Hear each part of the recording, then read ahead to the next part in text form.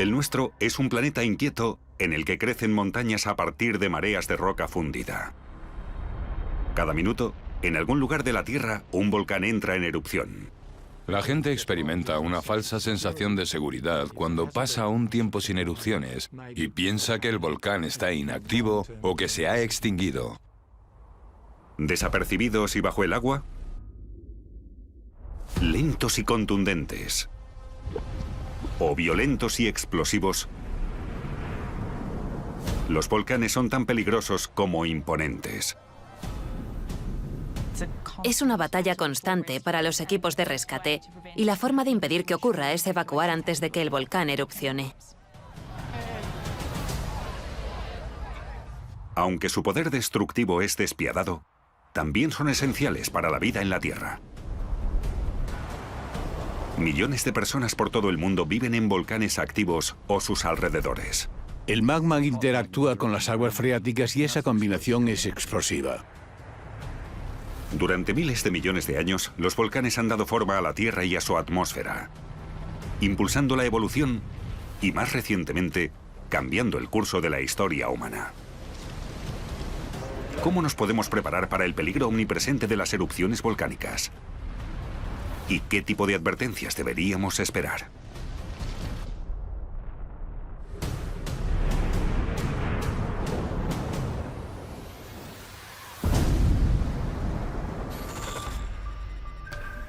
En todo el planeta, la humanidad se expone a la catástrofe.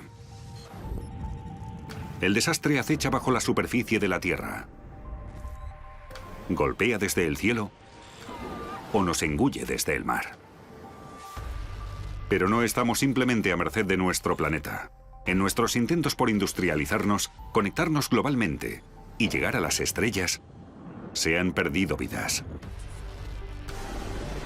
Los desastres revelan lo mejor y lo peor de la humanidad, a medida que las tragedias se van sucediendo. ¿Cómo ocurren estos desastres? ¿Y qué lecciones podemos aprender cuando la catástrofe vuelve a azotarnos? Código Rojo.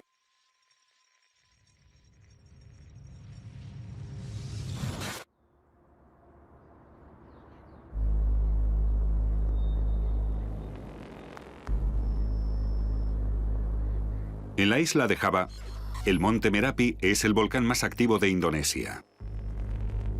Con más de 3 kilómetros de altitud, a menudo se ve humo saliendo de su cima. Merapi se eleva sobre la creciente ciudad de Yogyakarta y sus 400.000 habitantes. Está en uno de los países más densamente poblados de la Tierra, así que millones de personas viven en las proximidades del monte Merapi. Así que aunque habláramos de una pequeña erupción, el impacto podría ser generalizado. 25 de octubre de 2010, Yogyakarta. Pero esta no fue una pequeña erupción. A finales de octubre de 2010, el Merapi empezó a temblar y se produjeron avalanchas. Los vulcanólogos que medían la actividad sísmica detectaron hasta 500 terremotos volcánicos en un solo fin de semana. Sus instrumentos indicaron que roca fundida o magma había ascendido hasta 1 kilómetro bajo la superficie. En este estado de alerta, la gente, sobre todo la que vive cerca de los ríos que nacen en el volcán, tiene que estar a la espera, porque el volcán podría entrar en erupción en cualquier momento. Con muchos volcanes recibimos esas señales, pero se quedan en prácticamente nada. En el caso del Merapi, empezamos a ver una convergencia de factores que hizo que estuviéramos seguros de que algo iba a pasar.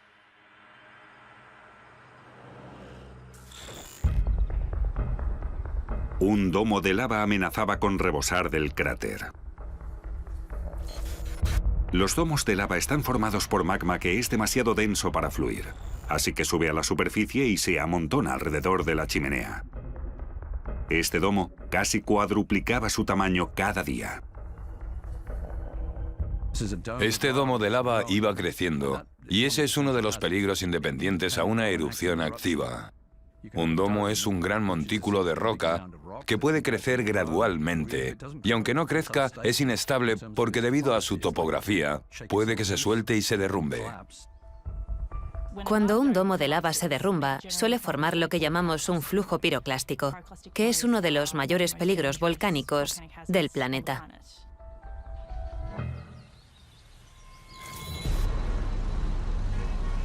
El 25 de octubre, el gobierno indonesio elevó la alerta al nivel más alto cuando el Merapi empezó a entrar en erupción.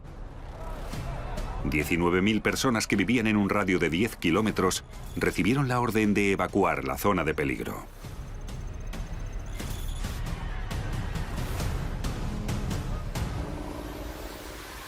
El monte Merapi es uno de los volcanes más vigilados de Indonesia y cuenta con un equipo dedicado a él 24 horas. Al día siguiente, el Merapi explotó.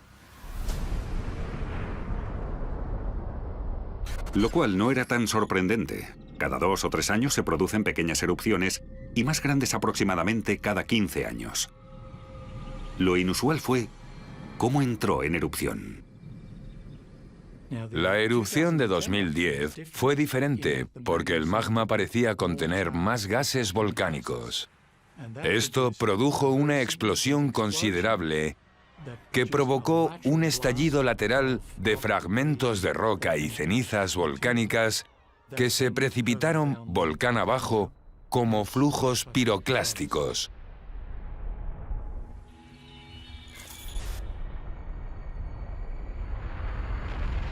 Un flujo piroclástico es un veloz torrente de gases y rocas calientes. Puede alcanzar velocidades de hasta 700 kilómetros por hora y temperaturas superiores a los 1000 grados centígrados. Los gases abrasadores y su alta velocidad hacen que sea especialmente letal, ya que incinera todo a su paso. Si no te mata el golpe de uno de los fragmentos, te asfixiarías por la inhalación de gas y te cocerías por las temperaturas del flujo.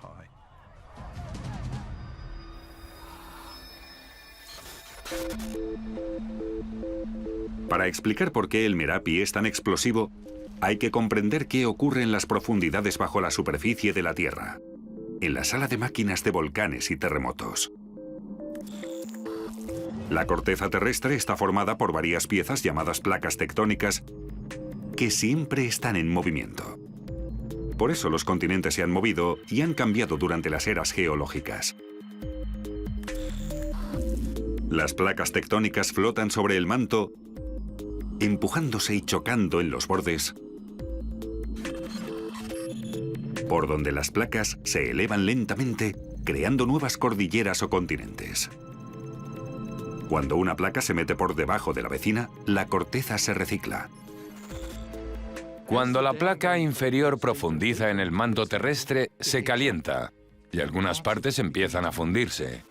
Esa roca fundida o magma es lo que empieza a ascender a través de la placa superior y acaba por salir a la superficie de la Tierra, formando una línea de volcanes que integran lo que conocemos como el Cinturón de Fuego del Pacífico.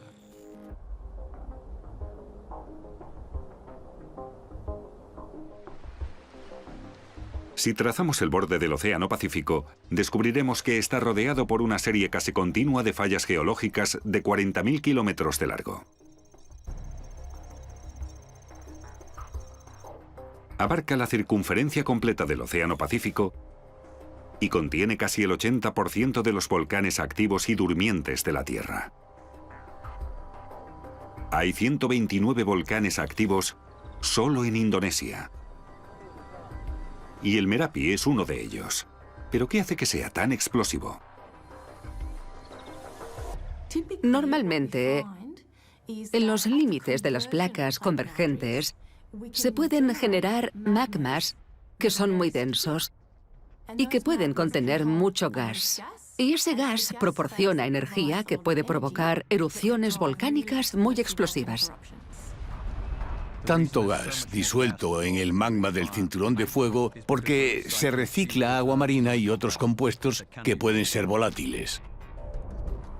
Hay una gran diferencia de volumen entre el agua disuelta y el agua como gas, y cuando ese gas se expande, provoca erupciones explosivas. Excepto 3, las erupciones más grandes del mundo en los últimos 12.000 años fueron de volcanes del cinturón de fuego. El Merapi es uno de ellos y aún no ha terminado. Además, no está solo.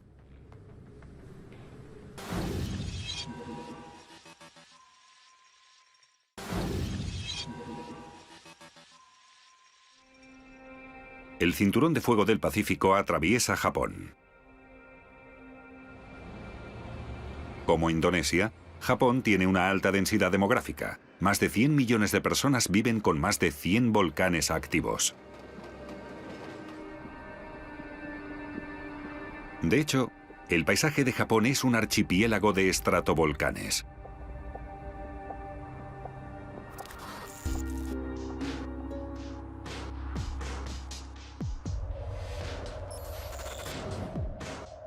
Situado 200 kilómetros al oeste de Tokio, el monte Ontake es el segundo volcán más grande de Japón, después del monte Fuji. Es un destino popular entre excursionistas y turistas. La última erupción considerable del Ontake fue en 1979 y no tuvo víctimas mortales. Durante 35 años, el monte permaneció tranquilo, hasta el 27 de septiembre de 2014. Varios cientos de excursionistas estaban disfrutando de los tramos superiores cercanos a la cima cuando de pronto sucedió lo impensable. Unos minutos antes del mediodía, sin previo aviso, el Ontake explotó. Un estruendo desgarró la tranquilidad que se respiraba cuando una ladera de la montaña se rasgó, escupiendo cenizas calientes y gases tóxicos. Durante un rato oí varios truenos y al poco los excursionistas empezaron a descender. Estaban blancos, cubiertos de ceniza y pensé que debía ser muy grave.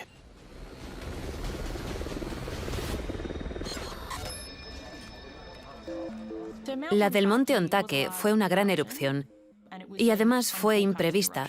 No lo habían predicho. Sin duda fue una sorpresa para la agencia meteorológica japonesa.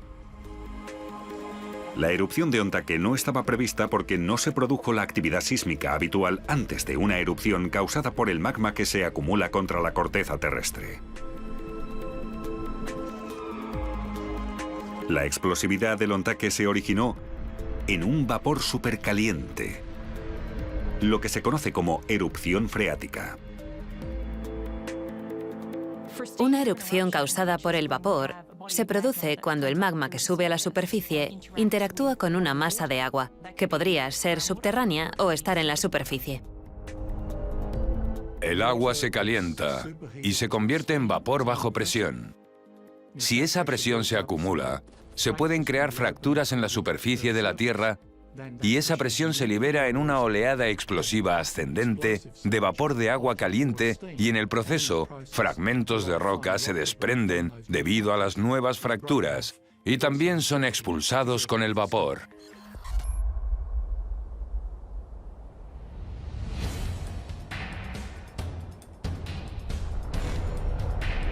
Un torbellino letal de gas abrasador y roca pulverizada salió despedido por el flanco del volcán en una oleada piroclástica. Y los excursionistas que estaban en lo alto, cerca de la cima, se vieron envueltos en esta nube. Este flujo de escombros y vapor abarcó un radio de 3 kilómetros desde el origen.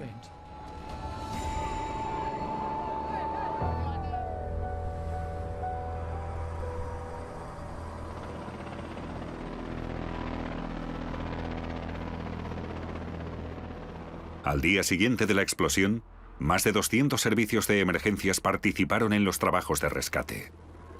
Pero la actividad continuada del Ontake impidió que se llevaran a cabo. Por desgracia, hemos tenido que suspender el rescate debido a la actividad volcánica. Es muy desafortunado y muy frustrante. Estamos bien preparados, pero no podemos hacer nada contra el poder de la naturaleza. Y al final me siento obligado a afrontar que esa es la realidad. Un mes después de la erupción inicial, el número de muertos oficial era de 63. Los cuerpos de 6 excursionistas nunca se recuperaron.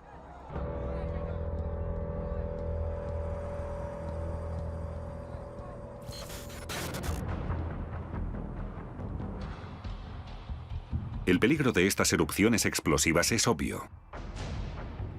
Son poderosas, impredecibles y destructivas. Pero incluso los volcanes relativamente dóciles y tranquilos pueden causar daños. Famoso por sus coladas lávicas espectaculares y frecuentes, el Parque Nacional de los Volcanes de Hawái atrae a 2,5 millones de visitantes cada año. Su atracción más popular es el Kilauea, el volcán activo que más tiempo lleva en erupción continua de la historia.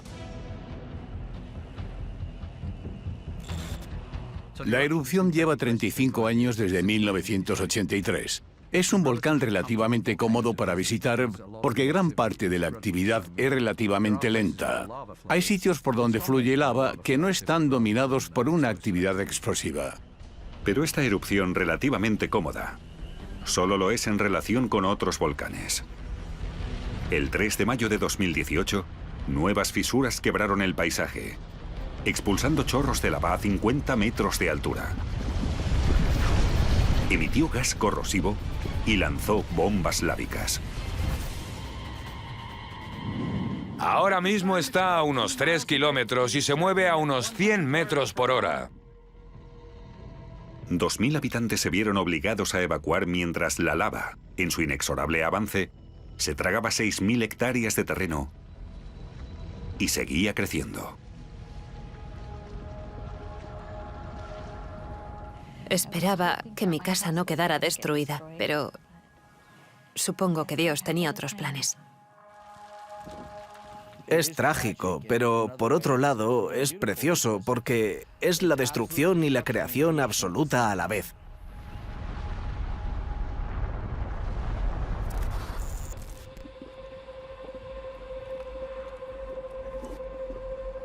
Que la lava fluya de forma constante sobre el suelo como una erupción efusiva o que salga disparada en una explosiva se debe a de qué está hecha la lava, cuánto gas está disuelto en ella y a su viscosidad.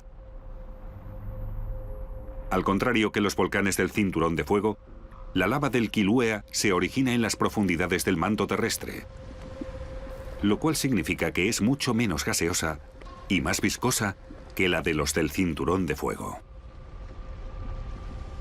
El volcán hawaiano se encuentra en medio de una placa y está asociado a un punto caliente, una pluma de magma que sube desde las profundidades de la Tierra. Esto causa un aumento de las tasas de fusión del manto, que cuando se funde crea gran cantidad de magma que llega a la superficie de la corteza. Este magma está tan caliente que empieza a abrir un agujero en la corteza terrestre. Sale por donde quiere. El mayor flujo de material saliendo a la superficie terrestre en uno de estos puntos calientes está en Hawái. Crea un tipo de volcán que llamamos volcán escudo. Son algunos de los volcanes más grandes de la Tierra, pero solo se ve la punta que sobresale del mar, como pasa con un iceberg. Un volcán escudo se forma con capa tras capa de lava enfriada. La división entre estas capas es más débil que la roca circundante y la lava, bajo una presión extrema, atraviesa la roca, agrietándola y creando fisuras. El 29 de junio de 1983, una de estas fisuras señaló el comienzo de la erupción del Kilauea. Nada puede detener la lava. Si viene, viene.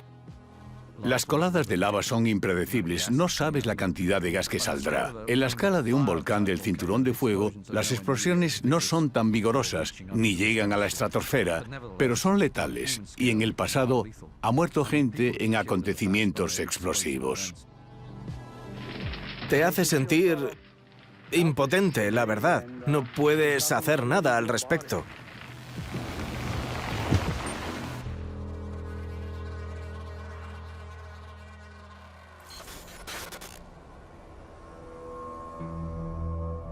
Las suaves pendientes que caracterizan a los volcanes escudo contrastan con la icónica forma del estratovolcán, que suele ser el tipo más destructivo. Un estratovolcán es básicamente el típico volcán que todo el mundo visualiza al pensar en un volcán. Es el que tiene forma cónica, formado por muchas capas de lava o fragmentos de roca pulverizada. Con la roca, la ceniza y la lava expulsada en cada erupción, los estratovolcanes aumentan de tamaño. Esta enorme tarta de capas de lava endurecida y ceniza volcánica puede hacer que las erupciones de los estratovolcanes sean especialmente destructivas. Por eso el radio de evacuación es tan importante para los volcanes. Tenemos muchas pruebas que indican que si un volcán ha visto ese tipo de actividad en el pasado, tiene el potencial para repetirla en el futuro.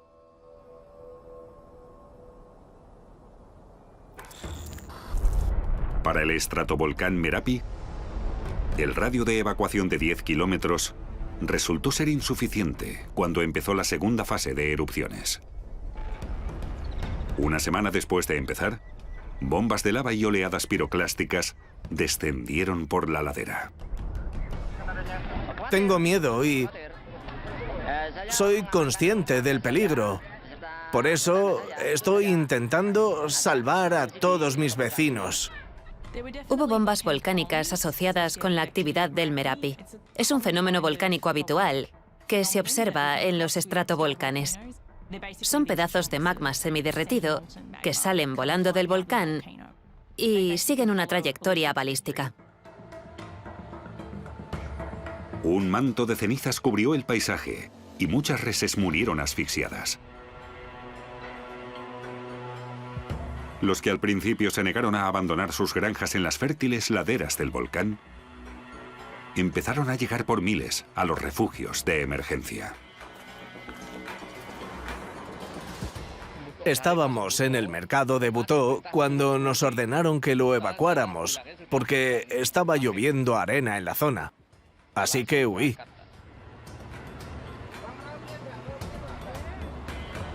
Hay que recordar que la ceniza volcánica no es como la de una barbacoa. No tiene una base de carbono, sino de silicio, por lo que irrita los ojos, la nariz y la garganta. Tras una exposición prolongada, se mezclaría con los fluidos corporales y formaría una especie de cemento en los pulmones. El 6 de noviembre, casi 2 semanas después de la erupción inicial, la zona de exclusión fue aumentada a 20 kilómetros, habiendo ya casi 200.000 personas desplazadas. Llevamos aquí demasiado tiempo y nos preocupa mucho la situación. Le pido al presidente que por favor nos trasladen inmediatamente a un lugar más seguro para que nuestros hijos puedan volver al colegio.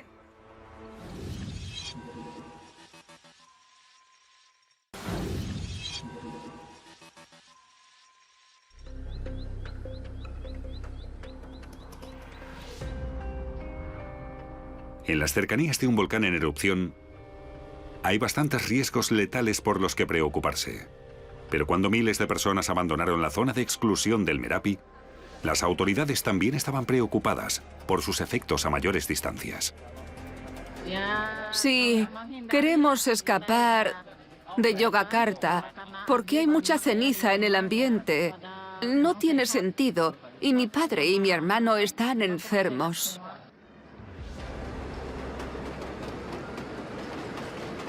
Las rutas de vuelo son muy densas y, especialmente por el Pacífico Asiático, cada vez hay más posibilidades de que la ceniza volcánica impacte con un avión en pleno vuelo. Al sobrevolar un país como Indonesia, hay cientos de volcanes activos que podrían generar una pluma volcánica en cualquier momento. La ceniza volcánica expulsada, que puede alcanzar altitudes de 10 kilómetros, desataría el caos en la maquinaria de un avión. La ceniza volcánica puede causar muchos daños a un avión de diversas formas. Con una exposición mínima se produce lo que se llama arenado en las ventanillas y la visibilidad se vuelve nula. Lo más perjudicial sería que la ceniza volcánica entrase en la turbina del motor de reacción y se derritiese, volviéndose líquida, porque recubriría los componentes y al final haría que el motor se parase. Una situación catastrófica que en 2010 causó muchos problemas en Europa.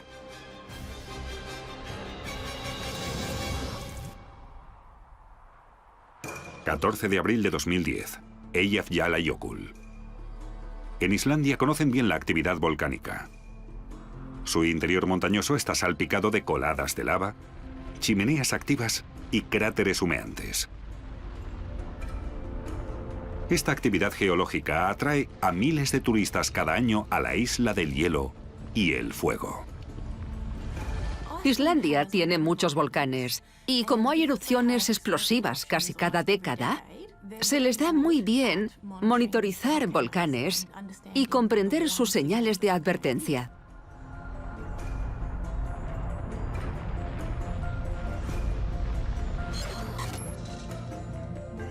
Con Eyjafjallajökull sucedió lo mismo. La actividad sísmica alrededor del volcán nevado comenzó en 2009 y fue aumentando de forma constante hasta el 20 de marzo de 2010.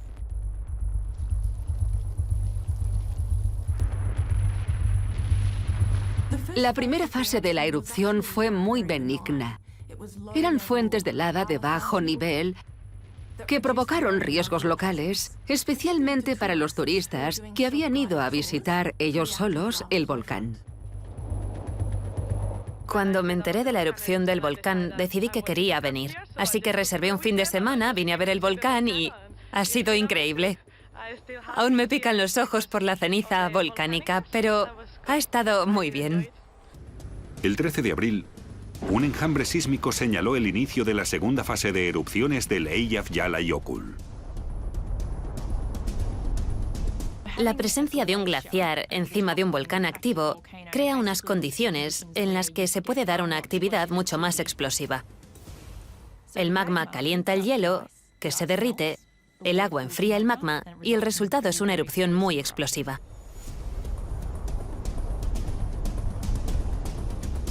El volcán siguió en erupción hasta junio, para cuando se calcula que ya había expulsado 250 millones de metros cúbicos de ceniza volcánica a la atmósfera.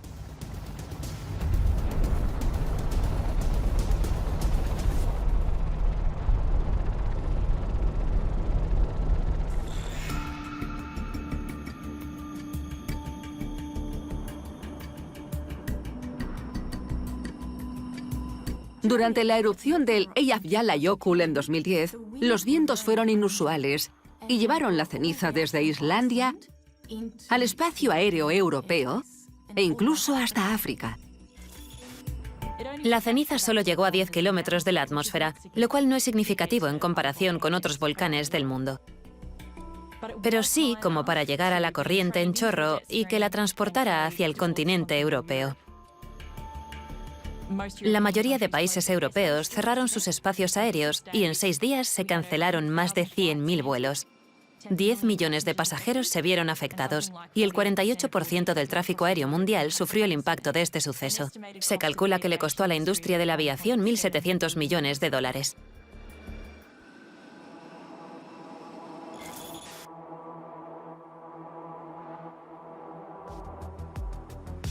La erupción del Eyjafjallajökull estimuló la investigación de métodos de mitigación. Aparte de dispositivos experimentales para la detección de la ceniza, se emplearon sistemas de alerta anticipada y redes de comunicación global. Hay una red de 9 centros de asesoramiento sobre ceniza volcánica que colaboran por todo el mundo para advertir a los aviones cuando se espera que haya una actividad volcánica o cuando se produce. Usan imágenes por satélite y observaciones desde la superficie. Normalmente podemos avisar con varios minutos a un avión que ya haya despegado, Y cuando se produce la erupción inicial y los aviones ya se han desviado o han aterrizado, el riesgo asociado disminuye considerablemente. 3 de noviembre de 2010, Yogyakarta. Cuando el Merapi llevaba 4 semanas en erupción, el caos seguía reinando en los aeropuertos de Java.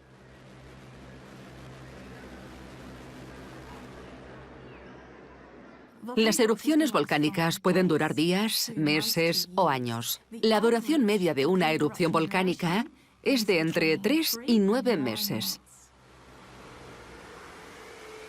La gente que se quedó durante la erupción de 2010 recibía advertencias y predicciones constantes del gobierno sobre las condiciones que podían esperar en el volcán. Les urgían a que evacuaran, y la mayoría de los habitantes evacuó las zonas de mayor peligro, lo que llaman la zona roja en Indonesia.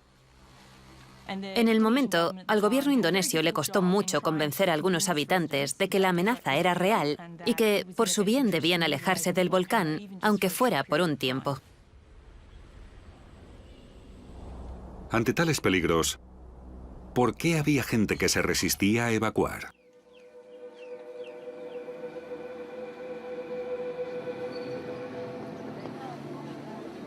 Para muchos, el peligro de abandonar sus tierras ancestrales podría ser incluso mayor que la amenaza que representaba el Merapi.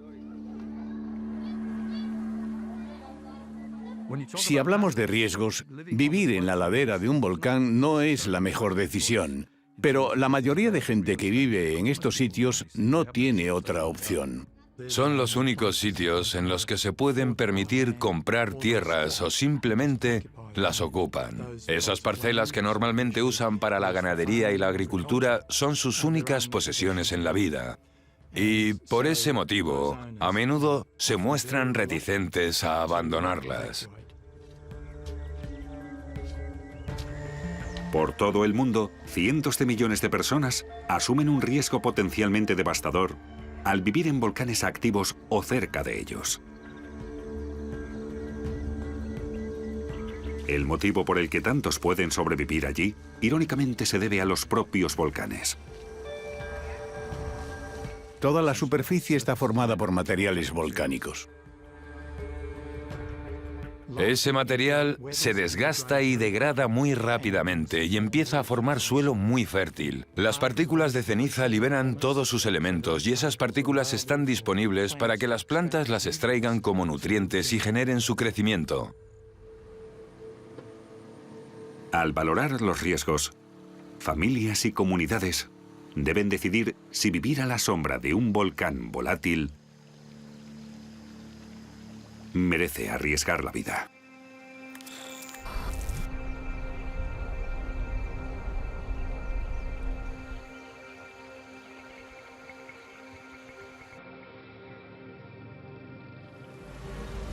La ceniza que cubrió las comunidades cercanas al Merapi hará que varias generaciones después el suelo sea fértil y rico en nutrientes.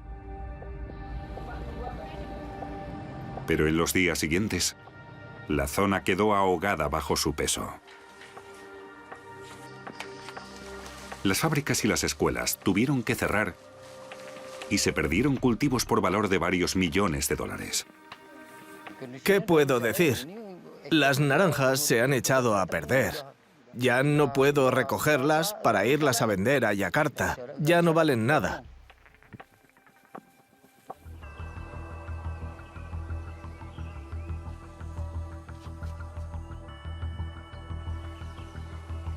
En 1991 se creó el programa de volcanes de la década.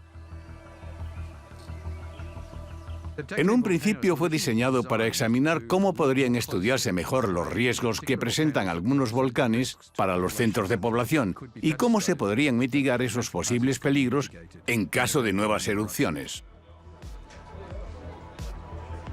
Nuestro informe diario siempre incluye el tiempo que hace, las condiciones de humo en el cráter, los terremotos, el viento, las temperaturas y también la deformación del cráter en el momento. La idea era reunir a expertos científicos y de protección civil para que compartieran su conocimiento y planearan de forma anticipada la gestión del siguiente desastre natural.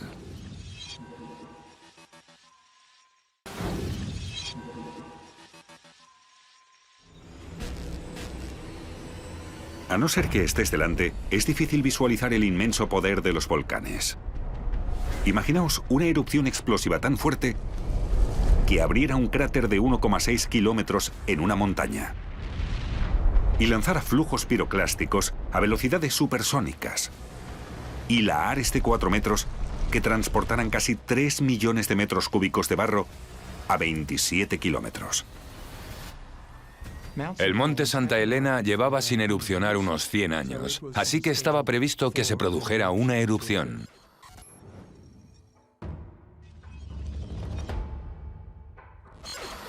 La erupción del monte Santa Elena en 1980 ha sido el evento volcánico más letal y destructivo económicamente en la historia de los Estados Unidos. El monte Santa Elena fue fascinante porque entró en erupción de una forma nunca vista. Hubo señales claras de que algo pasaba en el monte Santa Elena antes de mayo de 1980. En cuanto a actividad sísmica, la ladera norte de la montaña se estaba abultando, lo cual debería haber advertido a mucha gente que estaba a punto de ocurrir algo terrible. Se movía más de 1 metro al día. Era increíble. Las cosas no se mueven a ese ritmo en la corteza terrestre. Es muy peligroso. El glaciar se está rompiendo en este lado del volcán, en la ladera norte, y eso podría producir una gran avalancha. 18 de mayo de 1980, monte Santa Elena. Se estableció una zona de exclusión, pero poca gente hizo caso del peligro. No hay nada que temer. Es más peligroso que se caiga uno de esos árboles de detrás a que explote la montaña. Un terremoto de magnitud 5,1 justo debajo de la ladera norte causó el mayor desprendimiento registrado de la historia. La liberación de toda esa roca, de esa presión, sobre ese nuevo cuerpo magmático que se estaba creando en el volcán, permitió que los gases volcánicos hirvieran de repente, provocando una gran explosión. Ahora mismo estamos justo sobre el monte Santa Elena y no cabe duda de que ha comenzado la actividad volcánica. Se ve humo y ceniza saliendo de la cumbre de la montaña, especialmente de la cara norte.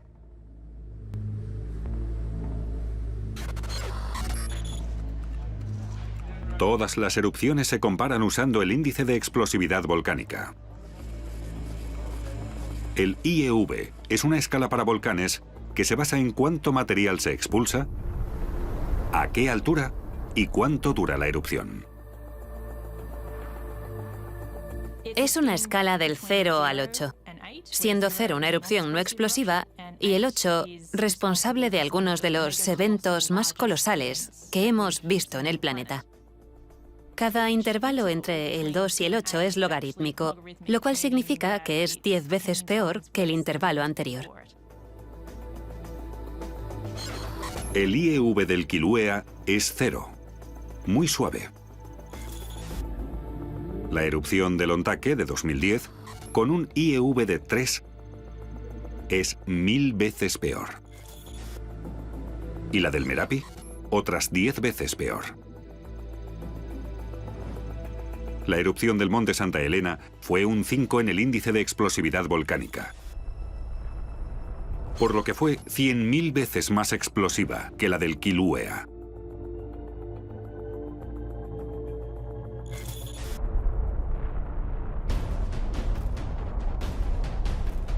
No uno, sino varios flujos piroclásticos recorrieron enormes distancias a velocidades casi supersónicas. Cuando pensamos en una erupción volcánica, nos imaginamos una erupción vertical que sale desde la cima del volcán hacia el cielo. En el caso del monte Santa Elena, el volcán explotó lateralmente o de lado.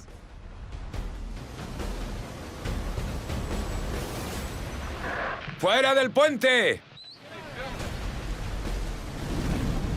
Formó un anfiteatro en ese instante, que luego dirigió la explosión inicial en horizontal, produciendo un nuevo flujo piroclástico que no pudimos prever para anticiparnos debido a la nueva erupción lateral. Recorrió unos 40 kilómetros desde el volcán. Arrasó con todos los abetos de Douglas que estaban en las cercanías y más allá de esa zona. Los troncos de los árboles quedaron tirados en la dirección de la erupción. También dejó una gran zona con vegetación quemada o chamuscada más allá, lo que indica que la temperatura alcanzó por lo menos los 300 grados centígrados.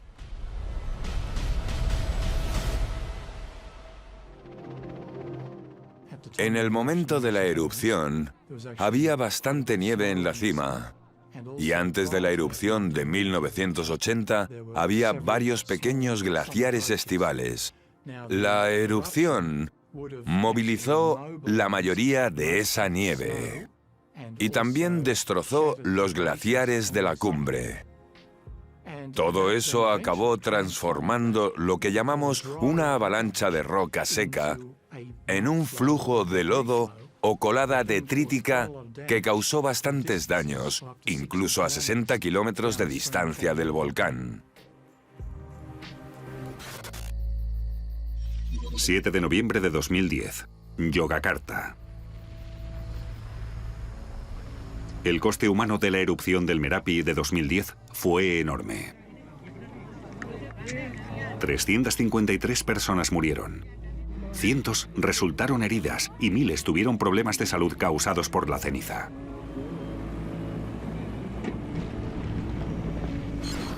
Casi 200.000 personas fueron desplazadas y sus vidas y hogares sufrieron daños incalculables. Tras 6 semanas, el Merapi por fin se calmó lo suficiente como para que las autoridades bajaran el nivel de alerta y permitieran el regreso de la población.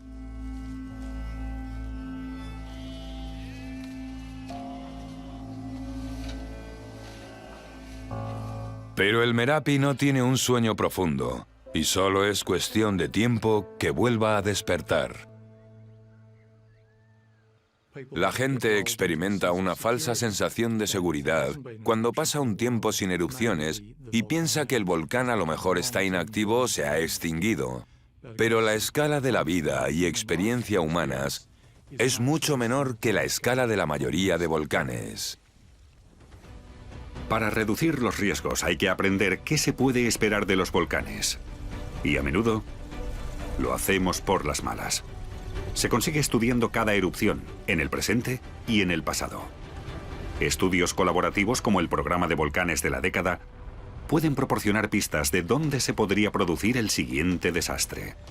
Al seguir la migración de los terremotos, podemos rastrear la ruta del magma para predecir con precisión el inicio de una erupción. Y las pistas del registro geológico también pueden ayudar a comprender mejor los eventos volcánicos. Ha habido muchos fenómenos diferentes que han dejado su huella en el registro de los depósitos que los científicos podrían estudiar. Dependemos de ese comportamiento para hacer predicciones. No es una garantía, pero ayuda a entender qué se podría hacer. Al final, en lo que respecta a los volcanes, por mucho que sepamos o por muy preparados que estemos, siempre debemos estar listos para lo inesperado.